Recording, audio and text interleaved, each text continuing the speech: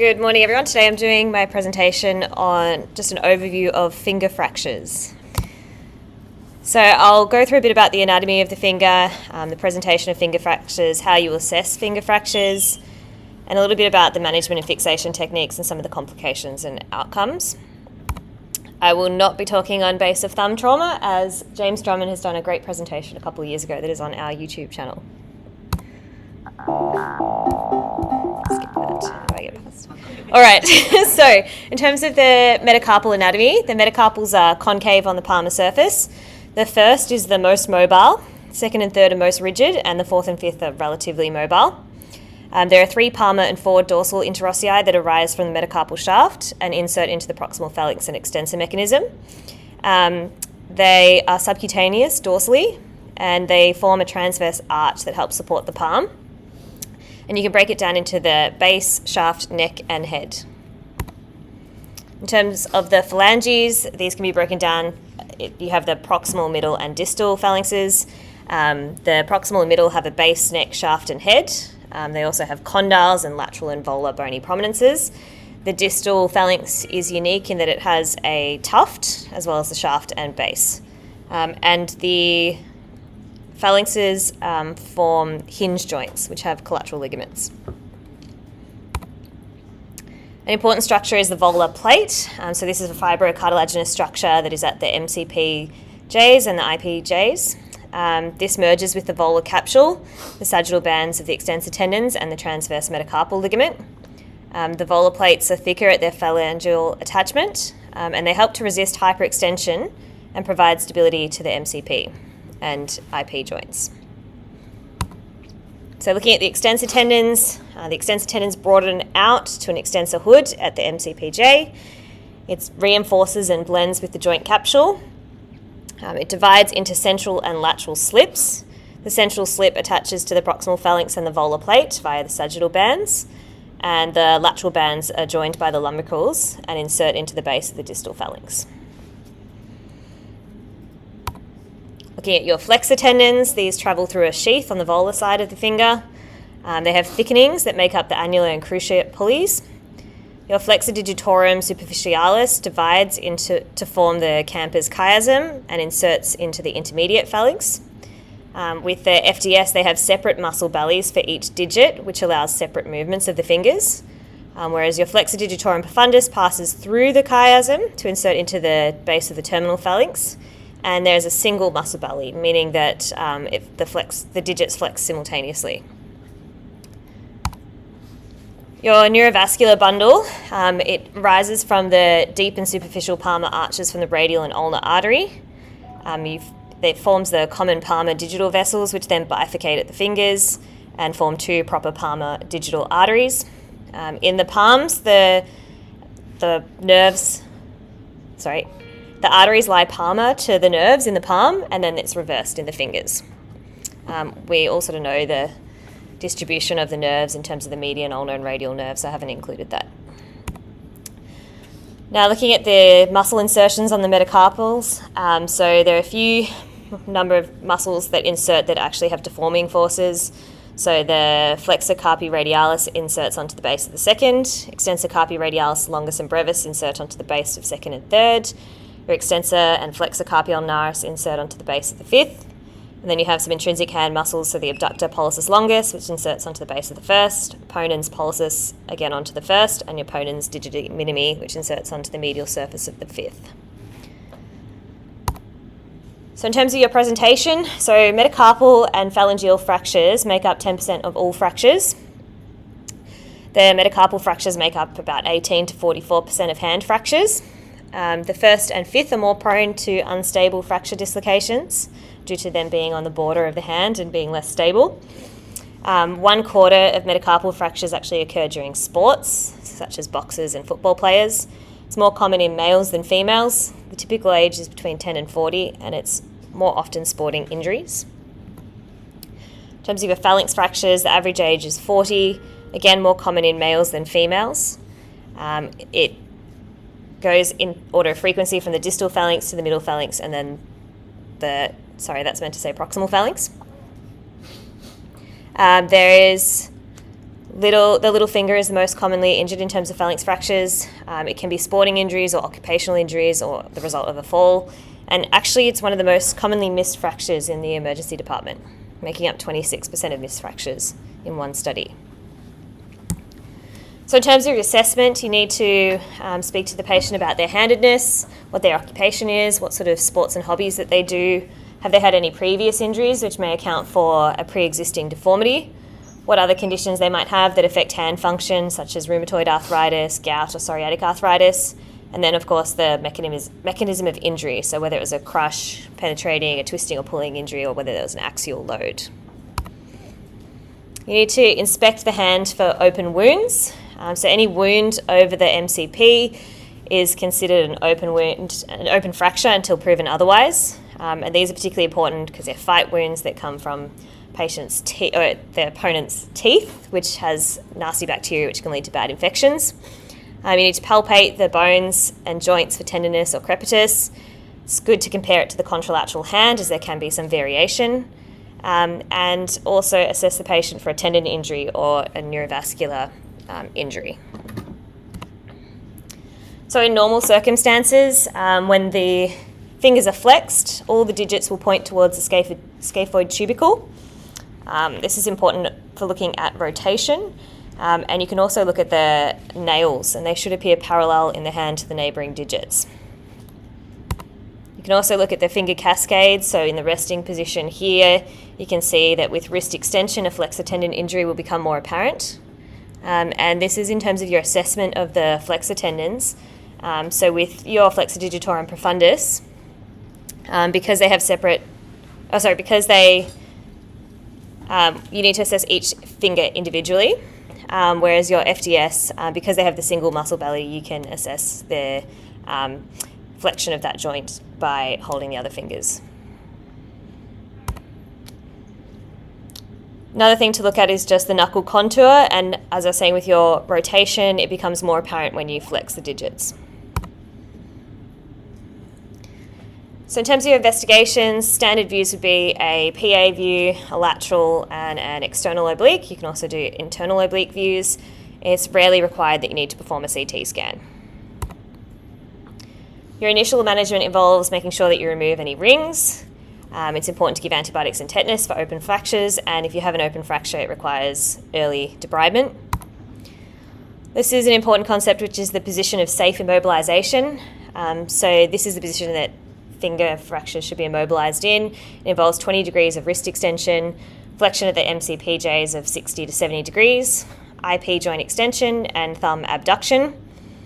This is important for particularly the MCPJs in terms of their collateral ligaments, because you can see in this picture that the collateral ligaments is tightest in flexion, and in the IP joints it's actually tightest in extension.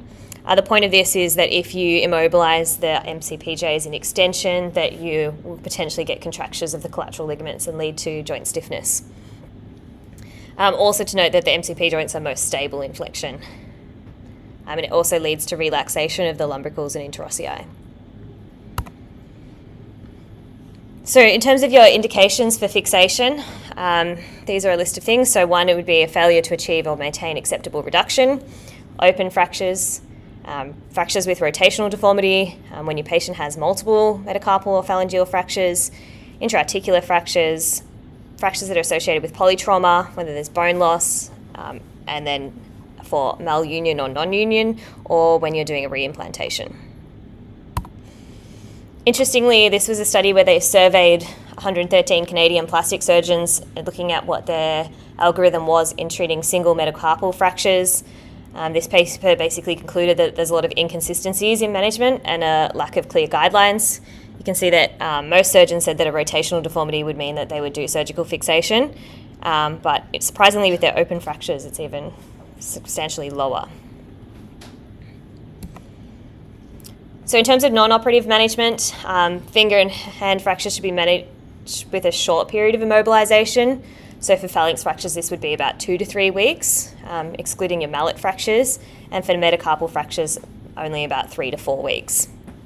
Buddy strapping is appropriate for phalanx fractures and also, in some people believe, for fifth metacarpal neck fractures, whereas you need more cast or splint immobilization for metacarpal fractures.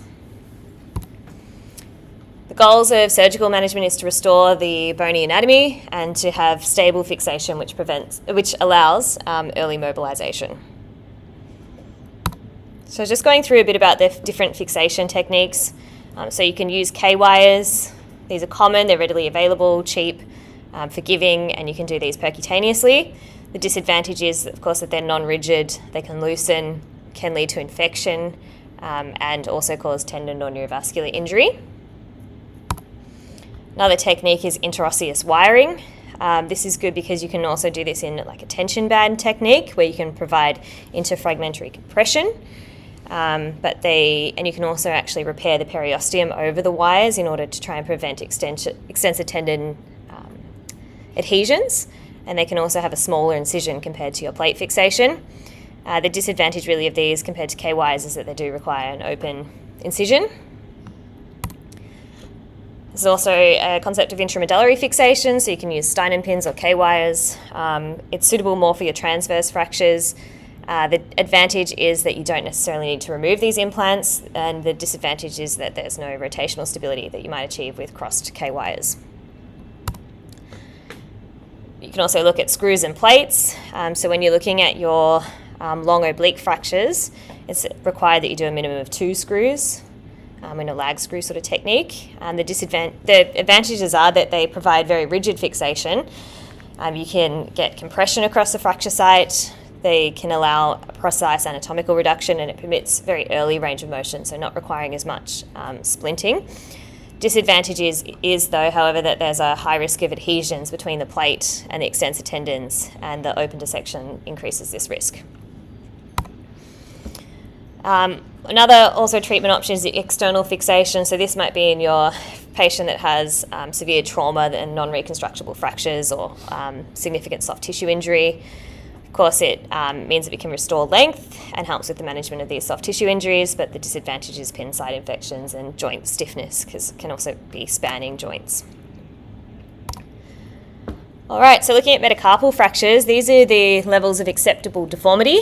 You'll notice this is looking for shaft fractures and then also neck fractures and the degree of shortening.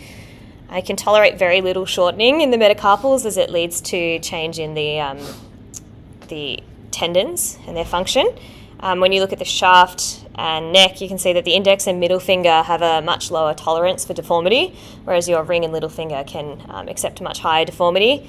In the little finger, neck fractures can have sometimes have been reported up to 70 degrees of angulation and still have good outcomes. Just a thing to note that when you're measuring the neck to shaft angulation, it's to note that a normal angulation is of 15 degrees. So this is in addition to the normal angulation. So I just wanted to look a little bit about specific fractures. So looking at your metacarpal neck fractures, these are most common. It's usually the result of direct trauma. A metacarpal neck fracture on the 5th is called a boxer's fracture, which is a bit of a misnomer because boxers actually have better punching technique and will more often have a second metacarpal fracture. This can be reduced using this Yas maneuver, if that's how I'm saying it correctly. So it's where you actually flex the metacarpal phalangeal joint and the IP joint and provide a dorsal force in order to reduce the fracture, as seen in this picture over there.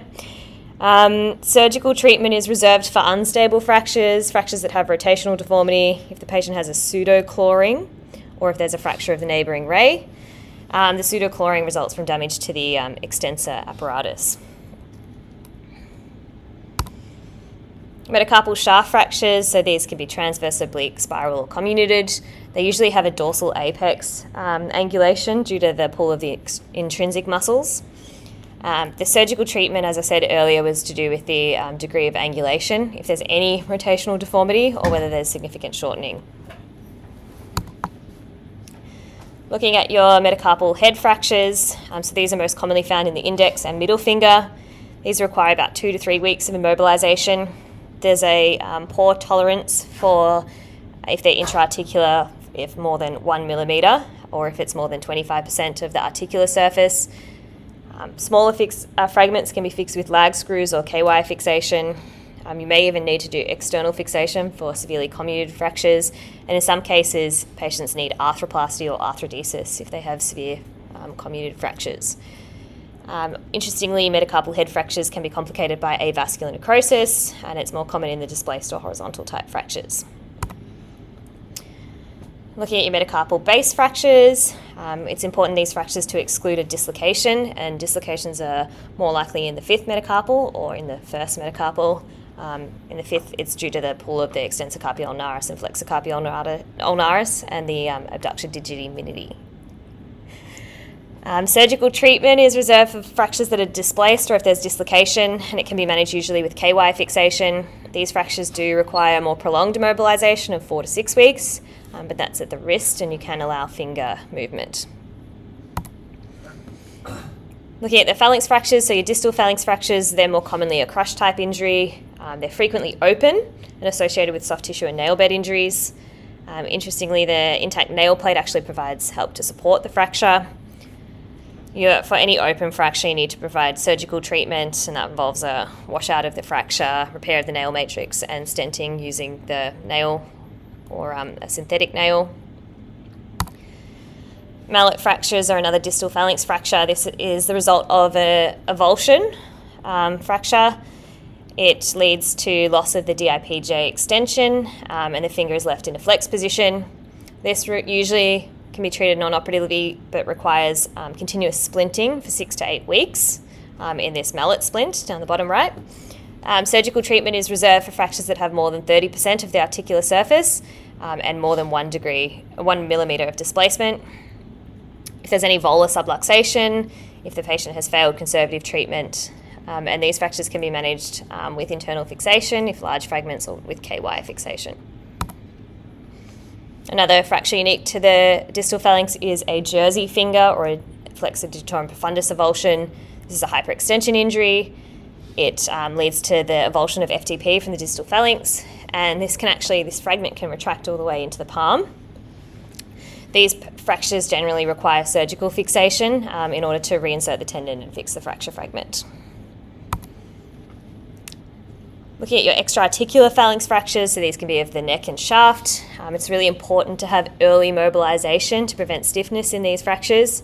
The surgical treatment is reserved for patients that have unstable fractures that are displaced with more than 10 degrees of angulation or more than 2 millimetres of shortening, or if there's any rotational deformity. Again, multiple different types of fixation techniques. Your intra-articular phalanx fractures have a very high risk of degenerative change and a very high risk of stiffness. Surgical treatment, again, are for the unstable fractures. So a really key component of management of hand fractures is hand therapy. So it's a multidisciplinary approach. It's really important to avoid mobilisation beyond 4 weeks, as prolonged immobilisation leads to atrophy of the soft tissues, osteopenia, thinning of the articular cartilage, and joint stiffness. It's really important to prevent stiffness on your uninjured fingers, and it's important to control edema, as there's a limited ability for the fingers to swell, and it prevents a lot of movement of the fingers. And it's really important to get the flexor and extensor tendons gliding early in order to prevent adhesions. In terms of your complications, I think the most significant complication is stiffness. There's also a risk of malunion. About a 2% non-union rate is for non-operatively managed phalanx fractures. You can also get tendon ruptures from the plate fixation, risk of infection, and risk of arthritis. I didn't really delve deeply into the functional outcomes, but this is just something interesting about range of motion. So it's predicted you will get an 84% return of range of motion after immobilisation of a phalanx fracture, and if this goes beyond 4 weeks, you only have about a 66%. And then it's much higher for your metacarpal fractures. You can expect a 96% return of motion. Interestingly, if you have an uninjured digit and the neighbouring digit, it will lose range of motion in 19% of fractures. And of course, your open comminuted fractures and those that involve soft tissue injury have worse outcomes.